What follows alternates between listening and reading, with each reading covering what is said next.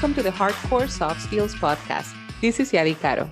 In each episode, we delve into a different skill with the help of an expert.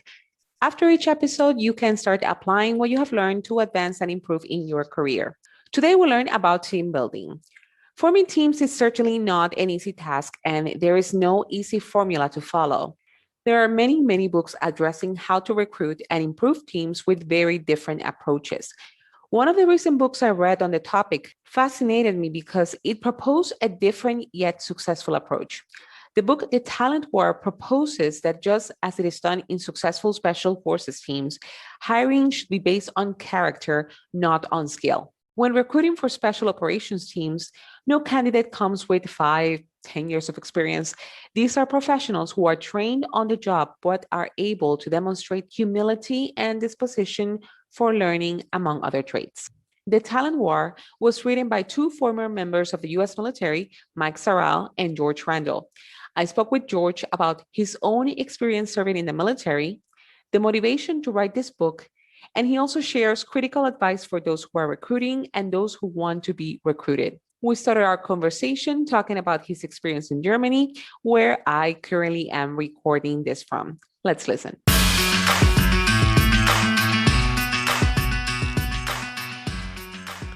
And you were stationed in Germany as well, right? Yeah, I was 89 through 93. I was in the United States Army Berlin Brigade. Oh, wow. So you were enduring a very special time. How was that experience? I was really young, and I remember when they said, "You're going to the United States Army Berlin Brigade." I was like, "Ooh, I probably should have paid attention in history class because this is a big deal."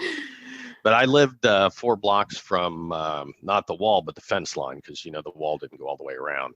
But I did retire Checkpoint Charlie. Oh, wow. Okay. So yeah, it was my soldiers that retired that. So you know what? It still to this day remains my favorite city of all time. Oh, yeah. Yeah, I haven't been to Berlin as often as I wish. And right now we can't travel much, but Stuttgart is nice. I'm working here with UCOM actually, so yeah. Oh, I love Stuttgart. I just loved my time in Germany completely. And I actually took my kids back. It's been a little while, but my daughter was born in Berlin. So I took them all over Germany and showed them, just, I have such fond memories. I don't think there's a major city I didn't see, but I loved when I was in the South. That was just really, really nice. Yeah. Well, great. And I want to start a little bit. Also, wanted to address that in each episode, we talk about a different skill. So in this particular episode, just wanted to kind of the theme of the team building, and because of the topic of the book as well, and because of what you do in your career. But I want to start a little bit talking about your military experience in terms of why did you join the military? Well, it's not a glamorous story by any means. I am the oldest of 4 boys. And so I grew up and my mom was a social worker and my dad was a truck driver. And so if I wanted to go on to college, I knew that I was going to have to foot the bill. And so I saw all these great commercials way back in the day, all these fancy slogans, be all you can be, see people traipsing to the wood. I mean, they show you just the good stuff. That's all they show you. and I bought into it. So I joined the Army Reserves. And so I was enlisted for a number of years and as I went through school and paid my way. But at some point, the leadership bug caught me. And I decided to go on and be an officer. And I spent a little over 8 years, and like I said, I was in the Berlin Brigade during the most critical time, or one of the most critical times, and then got to travel the world. Some places not so nice to see, but as Mike and I, my co-author, say, the military is the world's greatest leadership incubator, and so it was. Even the bad times, they're all a gift because they got me where I am now. How long were you in the military? You mentioned about over almost 20 years.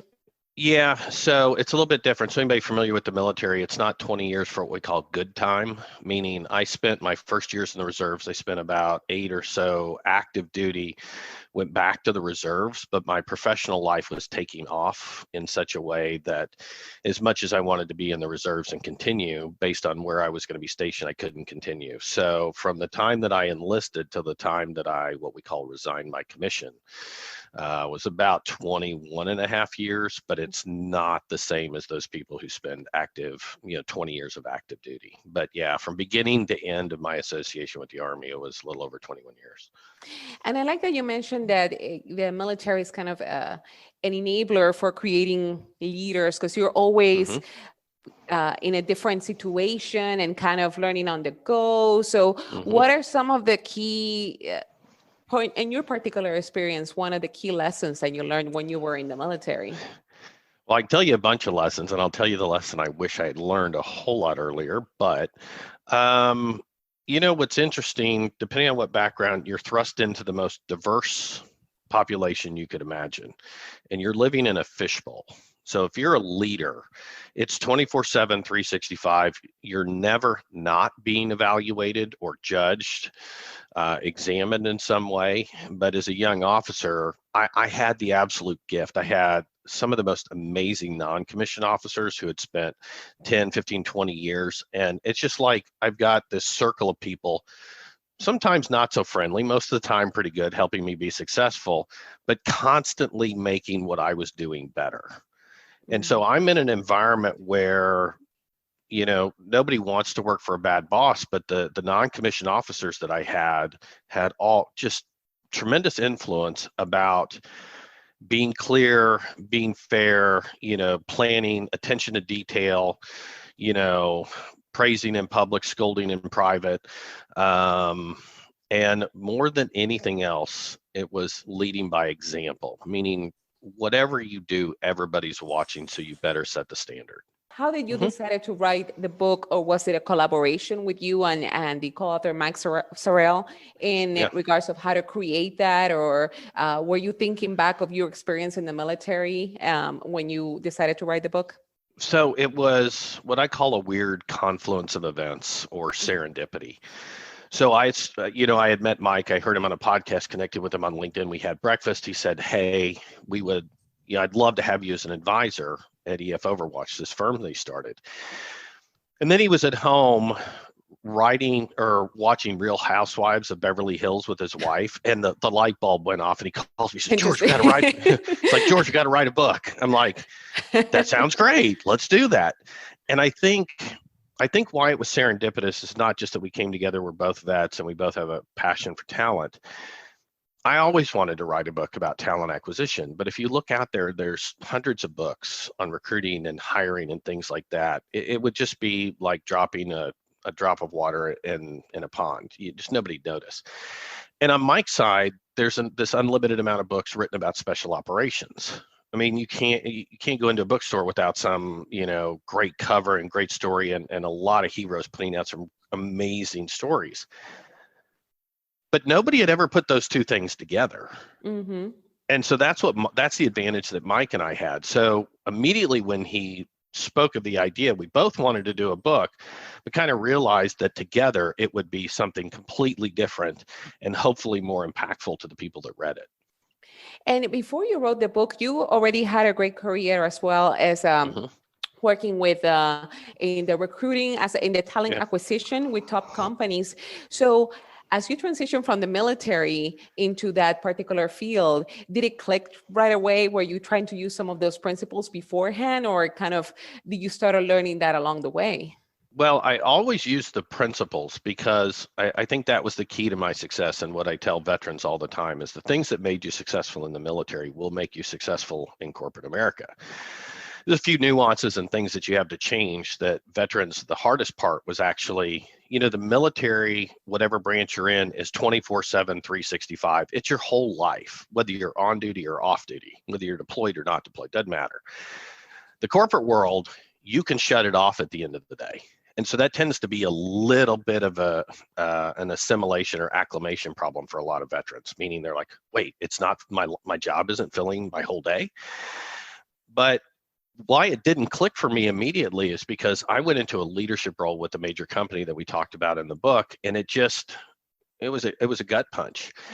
It was only by accident that I got into human resources and resource management and talent acquisition. And that's when it clicked, that the desire and the drive to build high performing teams was really what I was passionate about.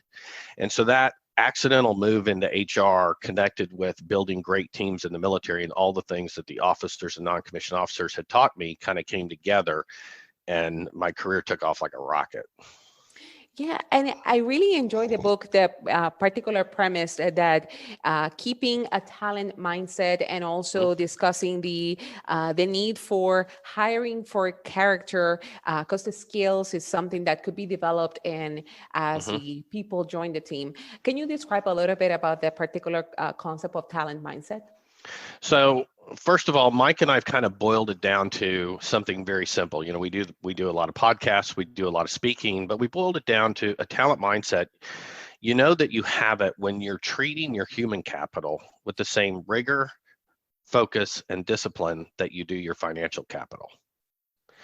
That kind of in a nutshell is really what it is. The fact that you're looking and evaluating talent, understanding that the only true competitive advantage you can hope to achieve and maintain is your talent. Additionally, when you talk about the character traits, the reason that we emphasize those are two reasons. Number one, experience is not necessarily predictive of success. It's a lot of environmental conditions that will go into your success in that particular company. We all know people who've had a walk in the park and been wildly successful at one company, come to another, and it's like, oh my God, why did we make this hire? The second thing is that in today's fast-moving business environment and with all of the technological changes, everything changing so fast, the fact that whatever job you were hired for is not the same in 12 months, you find that experience doesn't matter or skills degrade when you're under stress.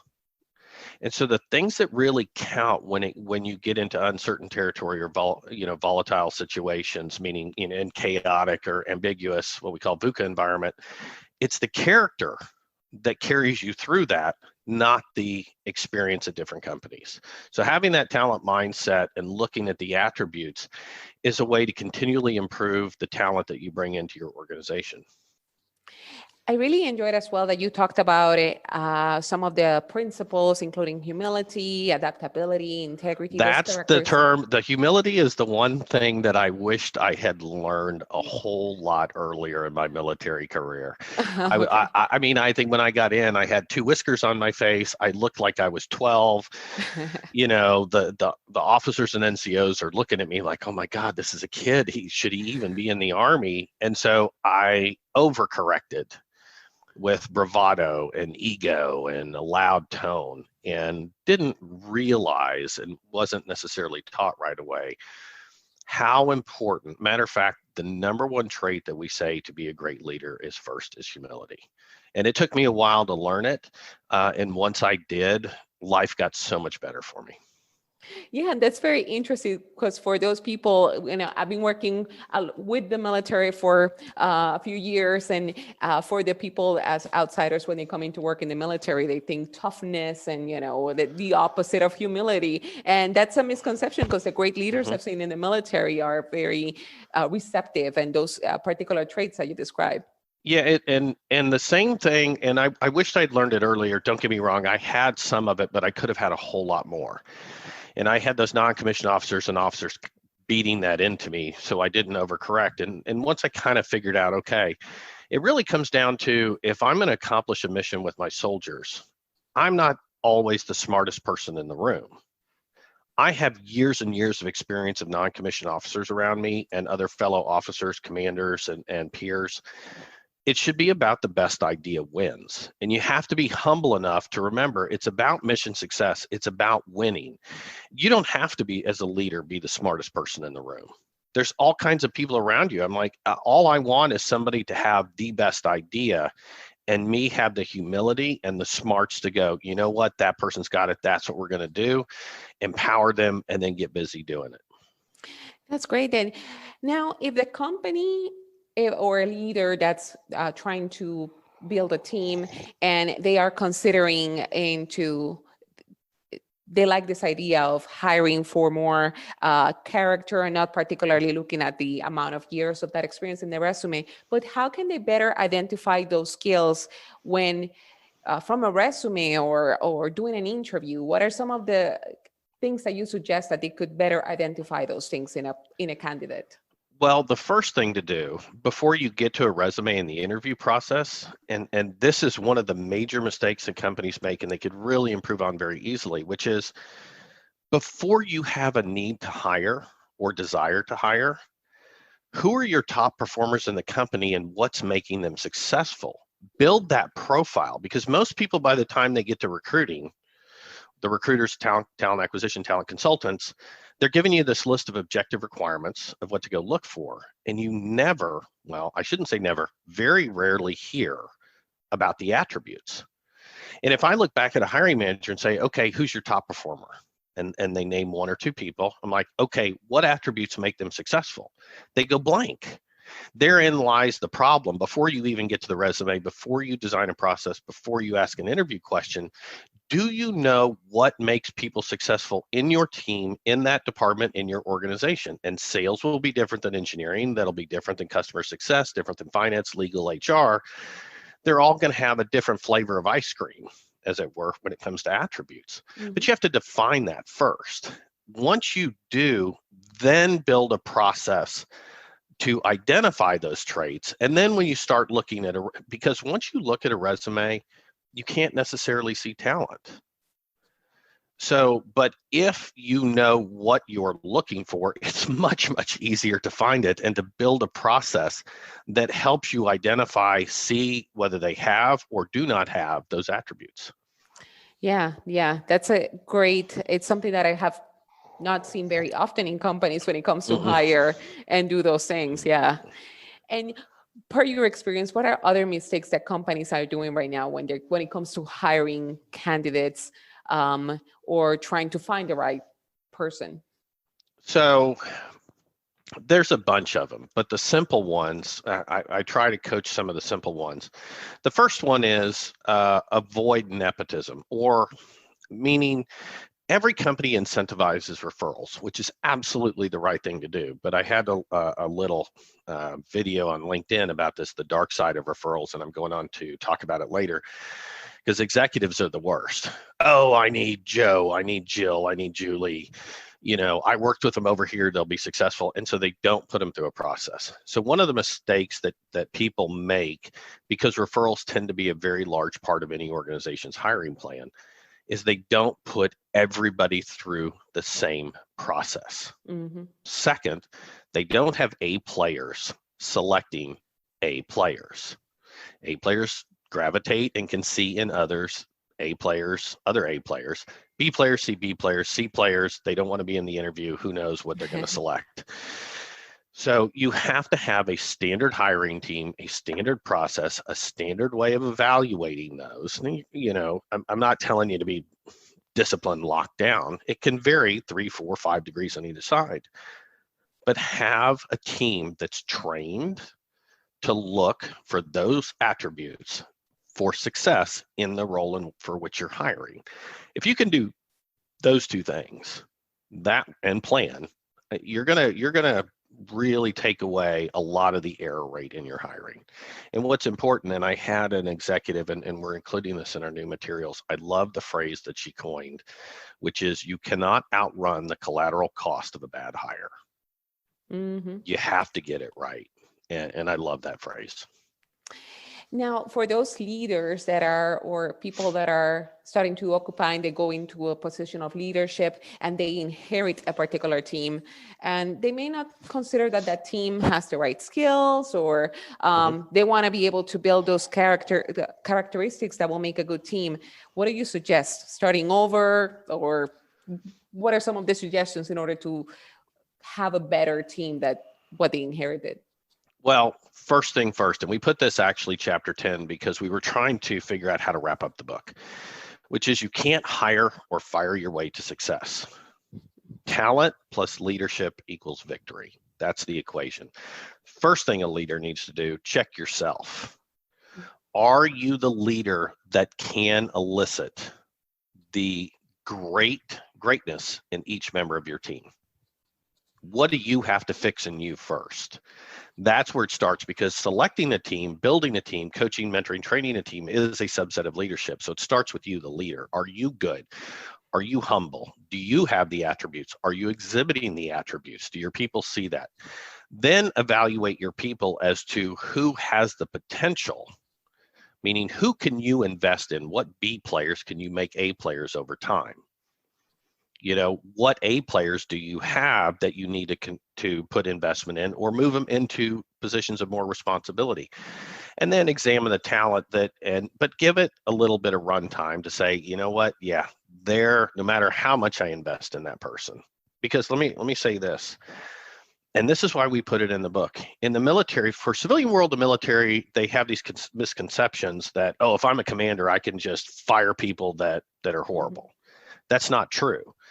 One of the challenges of being a leader in the military is you have to play the hand you're dealt. Those people came there, you didn't get to pick them. In some instances you do, special operations you do, but in regular units you don't.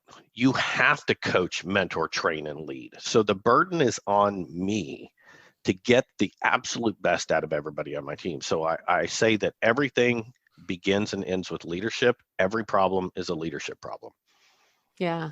Yeah. That's great advice of kind of self-reflection before going into building the dream team, so to speak. Yeah. Yeah. It's one of those things that you get a lot of leaders, and, Jocko Willink and Leif Babin laid it out in the New York Times bestseller, Extreme Ownership. You have to look at yourself first as a leader. You can't sit there and blame things that aren't working, aren't going right, aren't on track on the team. You're the leader. You have to own that first. If you start with that and that humility, you're off to a really good start. Yeah, indeed. And I just have last couple of questions, because I want to know also from the perspective of the candidate. And I know you've worked with a lot of candidates, particularly in the veterans. Now, what do you suggest to them as they go into the corporate world or to apply to a position and they feel they don't have the right hard skills, to how to highlight those other skills that are important? Any suggestions for kind of being noticed by these companies? Yeah, for veterans, and I've built veteran programs at a lot of companies. I built the one at HP. It was very successful. I had great people around me that helped make that vision a reality. What's interesting that I tell veterans is when you're interviewing, it doesn't matter how much you know about the company. It matters how much you know about you, and can you articulate it. What drives me nuts with veterans, and it has for 20 plus years, and I am absolutely unrelenting, brutal about it. Anything that you did in the military, you trained, you practiced, you rehearsed. Professionals practice until they can't get it wrong. So the first piece of advice to them is know yourself. Do you know why you were successful? What attributes in you? Maybe you don't have high drive, but your resiliency is off the charts. Maybe that's what it is. Maybe you're a unique problem solver, that you have effective intelligence that we talk about in the book. Sit down and do an inventory of your subjective traits, those things that made you successful. You can't start building a resume, you can't start interviewing unless you know yourself. Once you do that, then learn how to interview, how to answer properly. And there's so much bad information out there, and I've spent a lifetime correcting as much as I can. And then you can worry about the resume and the company. But if you know yourself, matter of fact, let me give you this one little tidbit. Just a simple quiz, and I'll give you the answer real quick. But do you know that the hardest question for any military person to answer, and in the corporate world, the hardest question for any executive to answer, and the worst answers I get, is out of one question. And that is, describe for me your leadership style. Interesting. You would think it's a softball question. Easy to hit, easy to answer. It's the hardest. And it's the hardest simply because most people lead by muscle memory. They've never sat down and examined what it is about them that's driven their success and why people follow. So if you don't know the answer to that question, you have no business interviewing, full stop. And once you get it, it is the core of every question that you will answer as a veteran. If you have that one down, everything else will become much easier. Yeah, that's good, great advice for not only veterans, but for anybody who's seeking a job right now, because it's that reflection. You always think about the skills you have and all those years of experience, but sitting down and doing that self-reflection is very important. So thank you for that advice. Yeah, it's crazy. And this is the thing I tell people. Have you ever had a friend, a child, a spouse, a partner stand in front of you, and the longer they talked, the more guilty you knew they were? Yes. That, when you get that, that's how you know they have not practiced their answers. And I've asked tons of C-suite executives, I've asked senior military leaders, and I'm hoping for some nuggets of genius. And they will go on and on and on and on. I'm like, okay, let me just cut this off. They have to know how they lead, because most executives and most military people, they move into a new position and they're doing things kind of unconsciously. And many leaders are unconsciously competent. But in an interview, nobody can see that. So if you haven't done the self-reflection and you haven't practiced articulating, the person interviewing you can't guess what makes you great. They're hoping you tell them. And if I'm an executive, and when I ask people that question, I am looking for, that's my second piece of advice. Don't go in there with, I need to say this, I need to say that. What you need to understand is, I'm a busy guy. I don't have time for BS. I am actually looking for reasons to say yes to you, because I do want to fill this position with talent. It's your job to give me those reasons. And if you haven't done a self-examination, you haven't practiced, it's gonna be painful in front of somebody like me. Yeah, certainly. Thank you so much for the advice. It's very helpful to see from the different perspectives, from the candidate and then the recruiting side of things, and also from the leadership to building the team. So thank you so much. What's the best way to reach you or know what's going on with you? Any other future versions of the books, things along those lines? So what's the best way to reach you? So yeah, the first thing is if you've liked this, certainly pick up the book. It's available in every format wherever books are sold. Feel free to connect with me on LinkedIn. You can also reach us at efoverwatch.com. And we are building out new advisory services called the Talent War Advisory Group. And then we have the Talent War Group, which is some of the most, I don't even know how to describe these folks. Mike came up with this idea and we've run with it, but we have some of the absolute best leaders in the world as part of our speakers group. Nice. So you can follow us on LinkedIn, Facebook, Instagram at EF Overwatch, the Talent War, buy the book, and certainly connect on LinkedIn. All right, and I'll leave those notes on the those links on the show notes. So thank you so much, George, and yeah, definitely recommend everybody to pick a copy of the book, because it was great, very good. Well, thank you so much. I appreciate you inviting me on and giving me this time. It was great.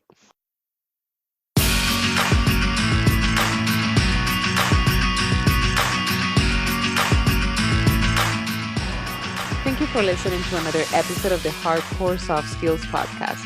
I have more resources for you from today's episode.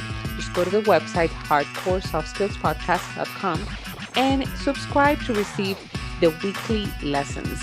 If you like what you've heard, give us a 5-star review via the website or via Apple Podcasts, and share with others as well. Thank you, and until the next episode.